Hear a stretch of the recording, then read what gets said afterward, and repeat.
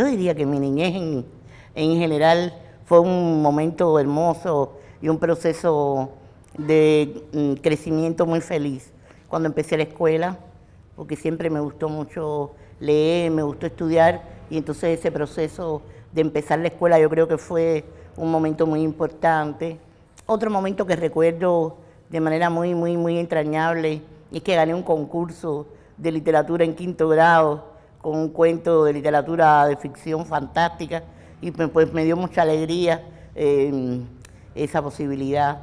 Y recuerdo también mucho que en la primaria inició mi vida política, aunque yo no era muy consciente de ello, cuando íbamos con hojitas pegadas en el uniforme y el sombrero vietnamita a apoyar a Vietnam en su guerra contra Estados Unidos. Yo recordaba incluso ya de adulta que vino Angela Davis a la UNEAC, y cuando estábamos allí en el encuentro, en el intercambio, yo recordaba que precisamente una de las primeras marchas en las que yo había participado siendo una niña era por la libertad de Angela Davis, y recuerdo que se gritaba: Angela Davis, Cuba reclama, hermana, tu libertad, ¿no? Entonces, muchísimos años después, cuando ya vino Angela Davis, que ya era una académica, pues yo recordaba que ese habían sido de alguna manera el inicio de mi vida política, ya como una cosa de preocuparme por hechos de ese tipo, ¿no? En la secundaria y después en el pre fui siempre dirigente de la FEN y de la UJC. En general he sido siempre muy gregaria, me gusta mucho estar en el grupo, salir con los grupos, soy una persona muy social. Recuerdo también con un cariño muy grande esos días tanto de la secundaria como del preuniversitario. Por una parte porque, como ya te decía, se consolidaron amistades que conservo hasta hoy. También se fueron perfilando intereses. Ahí ya me di cuenta que yo quería estudiar periodismo porque me gustaba escribir, me gustaba investigar, me gustaba mucho leer, me gustaban mucho las películas de Humphrey Bogart, de cine negro, y yo decía, yo quiero ser ese tipo de persona que investiga, que devela secretos. Yo no me he acercado al periodismo para hacer literatura. O sea, no es que he escrito cuentos o ese tipo de literatura para llegar al periodismo, no. Siempre me interesó escribir o ensayos o sobre historia o sobre política. No me interesaba la ficción, me interesaba escribir sobre la realidad. Y por supuesto he escrito poemas como todo el mundo para regalárselo al novio, pero no porque sean publicables, ni mucho menos. En primer lugar te voy a decir que yo siempre he sido una persona muy consciente de cuáles son mis posibilidades y mis debilidades. Yo tengo una enfermedad en los huesos degenerativa que me ha obligado a usar aparatos ortopédicos para caminar desde que nací, y en fin, ¿no? Entonces he sabido cuáles son mis posibilidades reales, y yo sabía, porque me habían operado muchas veces, y durante todo ese periodo yo devoraba libros y devoraba libros. Claro, lo devoraba sin orden ni concierto. Lo mismo te iba a decir que me habían leído, no sé, La consagración de la primavera de Carpentier, que 7 novelas de Corín Tellado. Era, sobre todo, llenarme de ese mundo de palabras que me permitía vivir otras vidas en mi propia vida, ¿no? Sin embargo, ya cuando llegué al preuniversitario, tuve profesores muy buenos que empezaron a orientar mis lecturas, y yo me di cuenta que tenía posibilidades para escribir. Esto es lo que yo quiero ser. Quiero escribir para develar cosas, para mostrar cosas, para investigar. Mira, cuando yo me gradué, me ubicaron de divulgadora en la Oficina de Asuntos Nucleares. Yo era el primer expediente de mi carrera y yo dije que no estaba de acuerdo con la ubicación.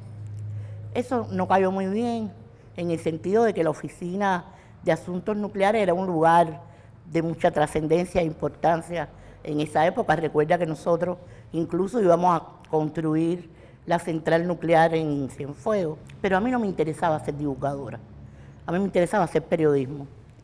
Y bueno, al yo pedir que me reubicaran, pues estuve 3 meses, todo el mundo ya ubicado y yo sin ubicación. Y después me ubicaron en la revista Mujeres, y yo lo sentí como un castigo. pero qué equivocada estaba, porque cuando llegué a Mujeres se me presentaron oportunidades que muchas de mis otras compañeras no tuvieron. Yo enseguida que llegué a Mujeres empecé a hacer reportajes, a cubrir todo el país. Yo he recorrido toda Cuba. Yo he estado en el Pico Turquino, yo he estado en las playas negras de la isla de la Juventud, yo he estado en los maravillosos paisajes de Pinar del Río, he estado en el Escambray. Yo me conozco Cuba entera gracias precisamente a esa labor de reportera que hice en Mujeres. Pero a la vez yo atendía la sección de correspondencia de la revista. En la revista se reciben muchas cartas y yo decía, ay, con responder las cartas no es suficiente. Voy a hacer un posgrado de metodología de la investigación. Y entonces hice el posgrado de metodología de la investigación y diseñé una herramienta de análisis de contenido que nos permitiera todas aquellas cartas que recibíamos, clasificarlas y sacar mucha más información, tanto para el trabajo de la propia revista como para la atención. Y ahí ya me enganché con la investigación y durante toda la profesión seguí estudiando. O sea, yo era periodista, después fui subdirectora, fui directora, pero estudié en la maestría, hice el doctorado y empecé a investigar. Y por otra parte, junto a los estudios de comunicación, la Federación me brindó muchas oportunidades para hacer estudios sobre temáticas que todavía aquí no se hablaban tanto, como el feminismo. Yo pasé cursos con la Casa Morada de Chile sobre feminismo, sobre género, participé en eventos internacionales, o sea, que tuve también la oportunidad de investigar en esa otra línea. Y de pronto dije, bueno, pues yo lo que tengo que hacer es tratar de establecer un espacio, un ámbito, donde ambas teorías converjan para hacer mejor el periodismo que hacemos. Y entonces por eso mi tesis de doctorado lo que se plantea es establecer los nexos entre la teoría de género y la teoría de la comunicación. En cuanto me gradué, pues la facultad me dio oportunidades primero de dar una conferencia, después de hacer un taller, empecé a vincularme a impartir clases sobre género, también en diferentes organismos, y ya desde el año 1996, creo, pues soy profesora titular de la Facultad de Comunicación, algo que me apasiona y que he compartido experiencias inolvidables. Nosotros hicimos, la facultad, una maestría en periodismo en Villa Clara, y íbamos, y los profesores nos pasábamos una semana allí, porque todavía no había facultad, no había nada, pues yo participé en esa aventura. Nosotros fundamos la cátedra, gracias a Guillermo Cabrera, en el Instituto Internacional de Periodismo de Género y Comunicación, una cátedra que realmente ha abierto en nuestro país una línea de la que hoy podemos sentirnos orgullosas, porque hay muchachas graduadas, no solo de ese diplomado, sino también que han hecho ya su doctorado en ese tema y que pasaron por ahí, y además en la que han participado más de 200 comunicadoras y comunicadores de toda América Latina. Y eso también me ha permitido impartir clases en muchas universidades importantes de América Latina, de Europa, y ahora, hace 2 años, por primera vez, di unas teleclases así a través de internet para varias universidades de Estados Unidos, que fue una experiencia también interesante, esa posibilidad de manera virtual tener alumnas y alumnas en todas partes, ¿no? Fue muy interesante también. El primer reto es pensar que ya las mujeres en Cuba lo han logrado todo.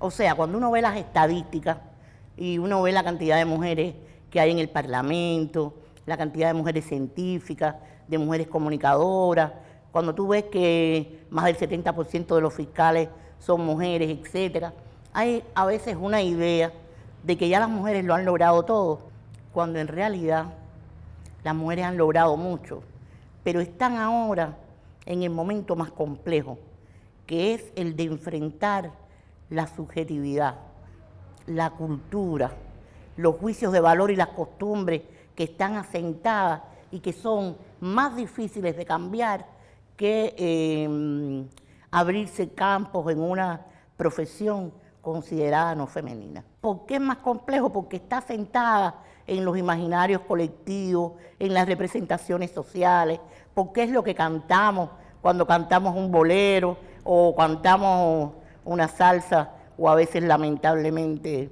un reggaetón, porque es lo que las novelas muchas veces nos proponen, un amor romántico dependiente, porque todavía incluso la comunicación no solo no es capaz de problematizar estos espacios y estas brechas subjetivas que es tan importante y que en los 70 los medios en Cuba lograron abordarla. Pensemos en el documental de Sara Gómez, en Mi Aporte, o pensemos en Retrato de Teresa, o De Cierta Manera, o Hasta Cierto Punto. O sea, ¿te acuerdas cómo se debatía sobre estos temas de la subjetividad? Sino que incluso hay posturas hoy que sin quererlo culpabilizan el avance de las mujeres con determinadas crisis que se dan en la familia. Y hoy se dice, las mujeres no paren, pero las mujeres no paren, no, ese no es el problema. El problema está en que la sociedad ha puesto a la mujer en la dicotomía de o ser madre o realizarse profesionalmente. Entonces es que la sociedad tiene que cambiar para que la pareja, para que la familia tenga más hijos. No es un problema de las mujeres, porque incluso con todos los avances de la ciencia, sin espermatozoides no hay ser humano, hace falta un óvulo y un espermatozoide. Y los medios, lamentablemente, en lugar de cuestionarse eso, pues vuelven y dicen el problema de la natalidad y las mujeres, etcétera, ¿no? Hoy las representaciones en los medios siguen siendo muy sexistas. Y no solo sexistas. Los medios hoy todavía en nuestro país, a pesar de ser medios públicos, a pesar de ser medios de un sistema social que tiene a los seres humanos como el centro de su desarrollo, tú ves que no hay un balance racial, que incluso, lo decía el otro día en una conferencia, las estéticas son muy iguales, muy homogéneas, todas salen con los pelos estirados, todas iguales. No, porque yo digo, no es que no te estires el pelo o que te estires el pelo, no. Lo malo es cuando el mandato cultural te obliga a tener que usar estéticas que no son con las que tú quieres expresarte y todavía entender la diversidad como lo normal es un gran reto para nosotros. El problema no es tampoco que ahora le digamos a la gente, no puedes ver estos videoclips, no puedes ver esto, no puedes ver la belleza latina, porque simple y llanamente todo lo que se prohíbe es más atractivo. Tenemos que desarrollar en las personas las posibilidades, las brújulas para moverse en ese mundo lleno de informaciones y tener elementos para escoger los programas, los videos que realmente aportan a ese desarrollo de la espiritualidad. Hoy el posicionamiento cultural y el consumo cultural tiene implicaciones en los valores, implicaciones en los grupos. O sea, hoy consumir determinados géneros no solo significa consumir algo cultural, significa también posicionarte en la sociedad, pertenecer a determinadas tribus urbanas o grupos o sectores. Entonces, siempre digo, cuando tú castras a las personas de enriquecer su subjetividad y le das nada más que la machacona industria cultural establecida para enajenar, estás quitándole gran parte de esa posibilidad de crecer como ser humano, ¿no? Tal vez lo que voy a decir ahora es una herejía, pero como mismo desde que estamos en quinto y sexto grado, uno estudia literatura y estudia que un cuento tiene inicio, nudo y desenlace, hay que empezar a enseñar, a consumir medios de comunicación desde la primaria. ¿Por qué? Porque los medios hoy son un discurso tan importante como lo fue el discurso literario. A veces la enseñanza se ha quedado muy decimonónica, ya no siglo XX, se ha quedado en el siglo XIX, donde los discursos descansaban en otros soportes y en otras herramientas. Hoy la manera de socializar los discursos tiene una fuerza muy grande en el audiovisual, en internet, en incluso la posibilidad que hoy dan los medios de grabarte a ti misma y colocar eso que tú piensas en YouTube y que ahí tú puedas tener después 60 seguidores o 1 millón de seguidores. Entonces, ¿qué tenemos que hacer? Darle herramientas desde la primaria a los niños y a las niñas para interpretar y también para ser prosumidores, es decir, para empezar a poner contenido, para poder expresar esas maneras de vivir, de pensar y poder ponerlo en la red. ¿Cómo vamos a seguir nada más que enseñando literatura? No hay que enseñar literatura, por supuesto, pero hay que enseñar audiovisuales, hay que enseñar medios, hay que revertir. Ya no es necesario la escuela como un espacio de enciclopedia. Esa escuela que lo que te enseñaba era fechas, etcétera, eso ya no es necesario. ¿Qué es necesario? A que la escuela sea una brújula, para tú poderte mover en el mundo de la información, claro, hacia dónde va, con herramientas ideológicas, con herramientas estéticas. Hoy la estética es muy importante, estudiarla, no solo en las escuelas de arte. O sea, hay que cambiar, tenemos que cambiar desde la escuela. No quiero usar el término luchadora, porque entre nosotros luchadora tiene muchas acepciones, incluidas jineteras o prostitutas, pero soy una mujer combativa, que cree siempre una frase que le digo a mis alumnas de Anaís Nin: pon tus sueños en el horizonte y entonces empieza a andar.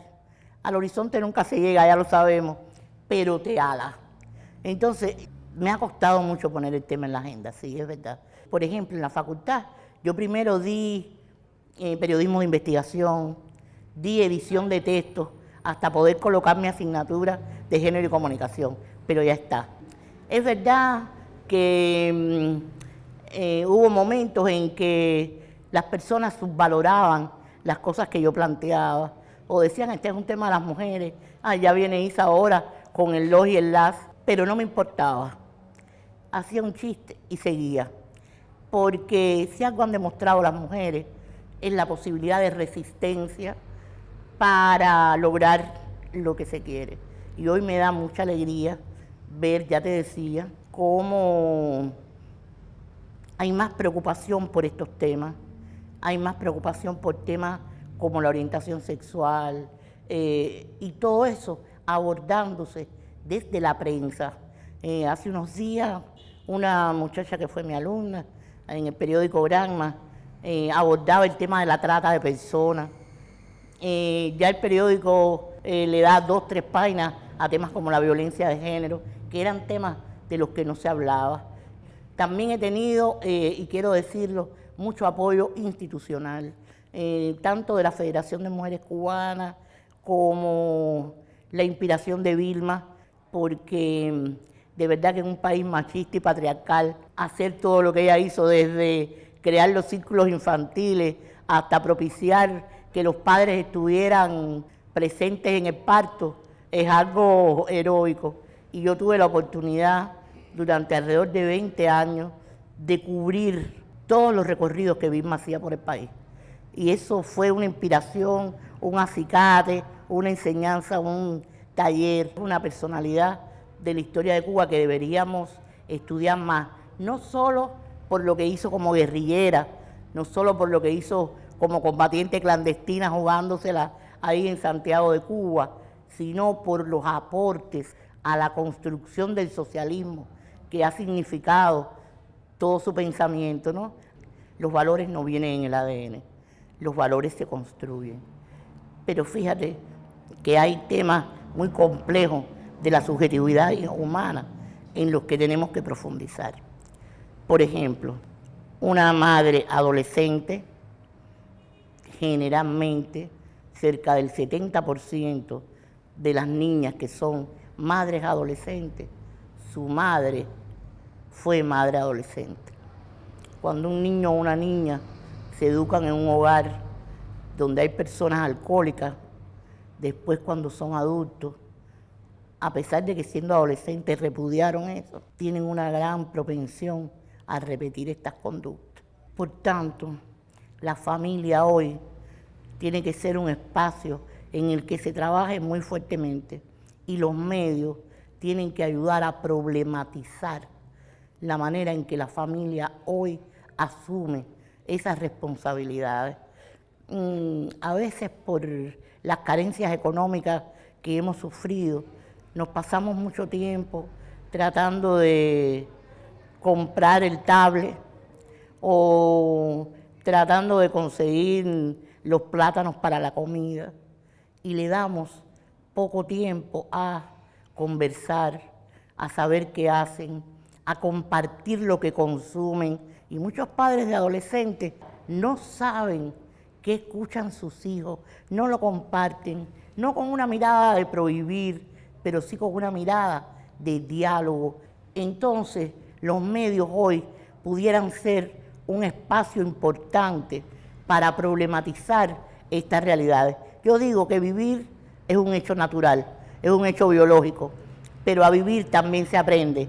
Y por eso la humanidad ha inventado la literatura, ha inventado la religión, ha inventado la psicología y también ha inventado el periodismo. Entonces yo creo mucho en ese periodismo que ayuda a reflexionar sobre lo cotidiano, que sí, que nos informa de lo que pasa en Siria, de lo que sucede en el Fondo Monetario Internacional, pero que también habla sobre cómo la familia debe asumir un hijo o una hija con una orientación sexual diferente. Porque la familia muchas veces, cuando está en esa situación, siente culpa, no sabe qué hacer y al final daña y lesiona a ese ser humano, al que quiere, pero que a la vez contradictoriamente es un problema. Yo creo mucho hoy que el periodismo puede ayudar en ese sentido, puede orientar, puede no dar recetas, porque cada vida es diferente, pero sí puede problematizar, hacer ruido, reflexionar y sobre todo centrar, poner la mirada en puntos que son muy importantes. Yo sé que hay personas que piensan que estos temas son menores y que lo único que importa aquí es el calentamiento global. Pero en lo que llega el calentamiento global, esas personas viven esas tragedias todos los días. Muy bien que haya periodismo para el calentamiento global y que haya periodismo que ayude en el día a día, un periodismo de servicio y un periodismo de activismo social. Lo veo como un compromiso con mis contemporáneos, con mi país, con mi gente. Es una pasión y una pasión que salva.